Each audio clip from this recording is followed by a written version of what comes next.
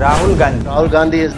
राहुल गांधी। उनके पापा Rajiv Gandhi. India is an old country, India के प्रधानमंत्री थे, but a young nation. जिनकी दादी इंदिरा गांधी भाइयों, इसकी पहली वुमन पीएम थी। मैं अपनी आवाज वहाँ भी पहुँचाना चाहती हूँ। वही राहुल गांधी को लोग पप्पू बोलने लग गए। आपके लिए मैं पप्पू हूँ। ऑपोजिशन उन्हें भूलने लग गया। हमने सर जो ये अमीरी गरीबी की बात की, कौन राहुल? आज वही राहुल गांधी ऐसा कमबैक किया है कि वो नेक्स्ट पीएम बन सकते हैं। आइए आज इनकी पूरी कहानी समझने की कोशिश करते हैं।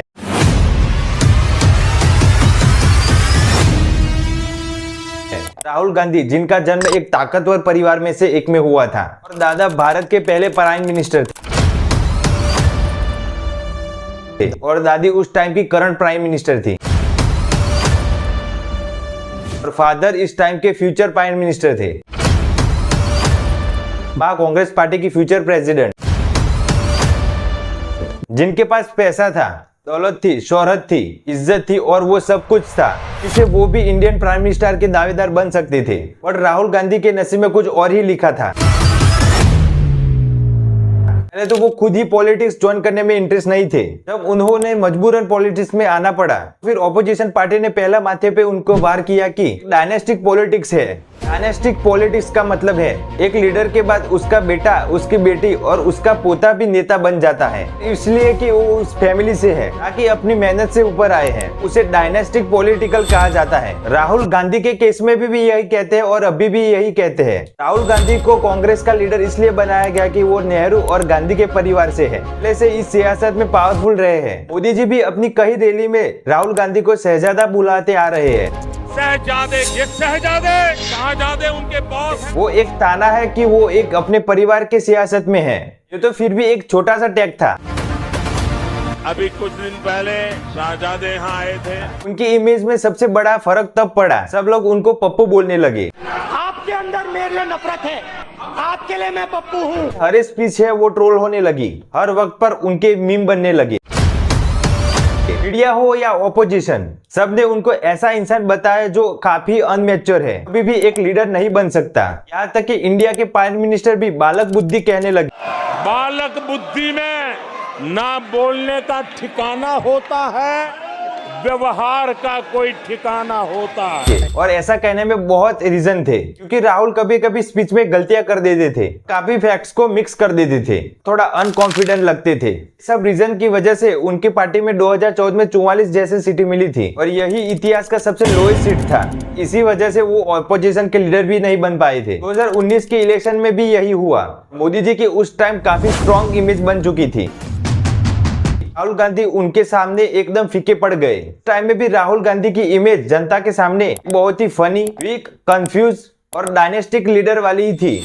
फिर आता है 2022 का साल, जब वो भारत जोड़ो यात्रा शुरू करते हैं। पूरे इंडिया में पैदल चल के लोगों से मिलते हैं कि जो प्रॉब्लम है वो सुनते हैं। राहुल गांधी ने हर लोगों के साथ डायरेक्ट मिलना शुरू कर दिया। मजदूर, किसान, उनकी खुद की पार्टी के नेता बहुत नाराज थे उनकी राजनीति को लेकर, उनको ऑपोजिशन के लीडर के रूप में देखने को लग गए थे। अभी से जनता का बहुत बड़ा जत्था राहुल गांधी को अगले प्राइम मिनिस्टर में देख रहा है। अच्छा, यहाँ पे पहले एक बात क्लियर कर देते हैं, पूरी वीडियो को बनाने का मकसद किसी पार्टी को अच्छा और बुरा बोलने का नहीं है। ना मैं कांग्रेस का सपोर्टर हूँ, ना बीजेपी पार्टी का, ना भी किसी और पार्टी का। इसे हम केस स्टडी समझ सकते हो। ऐसे इंसान की जो इनकी बहुत कमियां थी, अपनी खुद की गलतियों की वजह से अपने ओपोनेंट्स का इजी टारगेट बनता रह गया। आगे चलकर वही इंसान ऐसा कमबैक करता है जो कभी किसी ने नहीं सोचा था।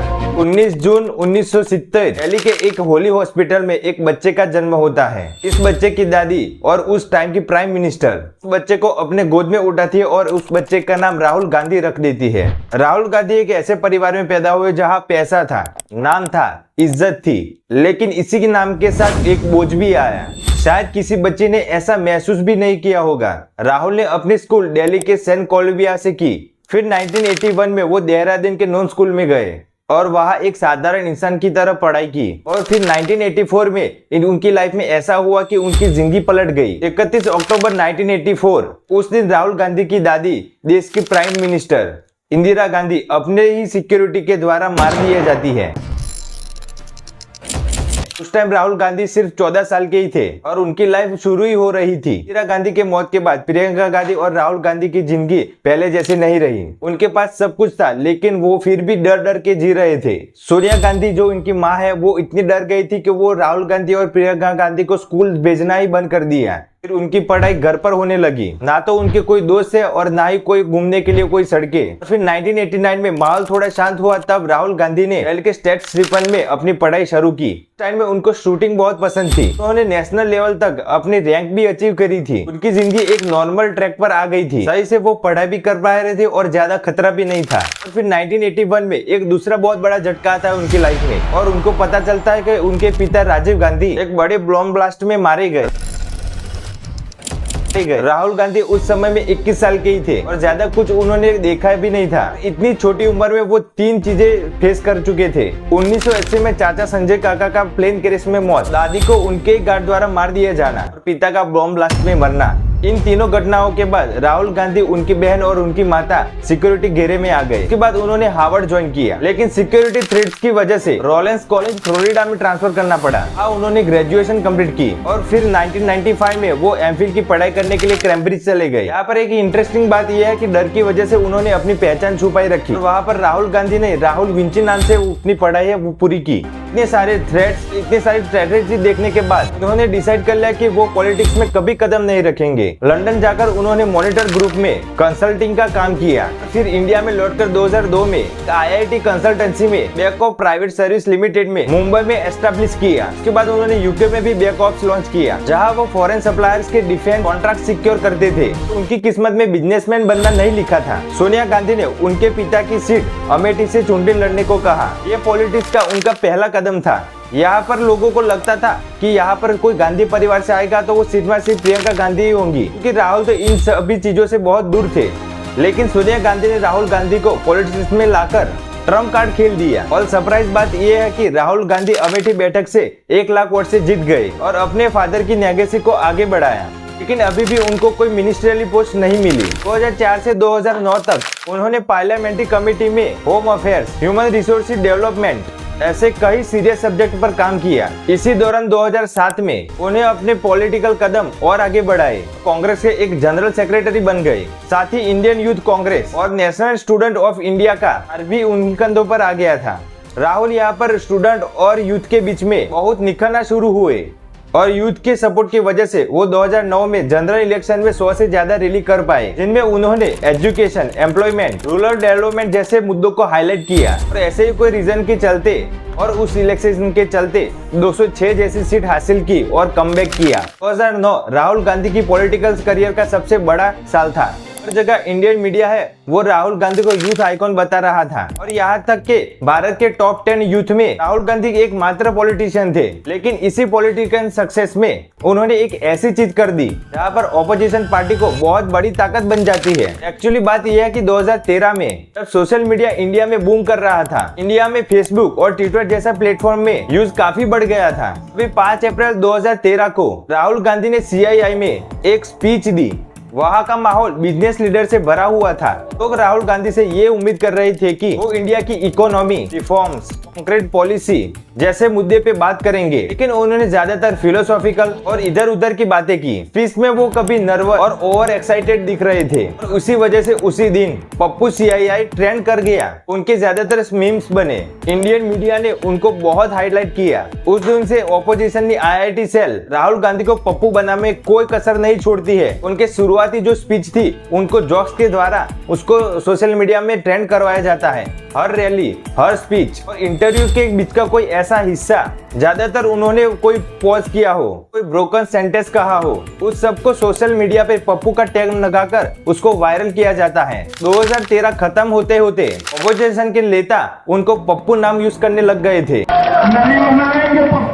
उससे भी महत्वपूर्ण बुद्धि से भरपूर ये पप्पू जी के इस तरह के बयान आ रहे हैं। चीजें इतनी बढ़ गई कि 2014 में गूगल पर पप्पू सर्च करे तो राहुल गांधी का ही फोटो आता है।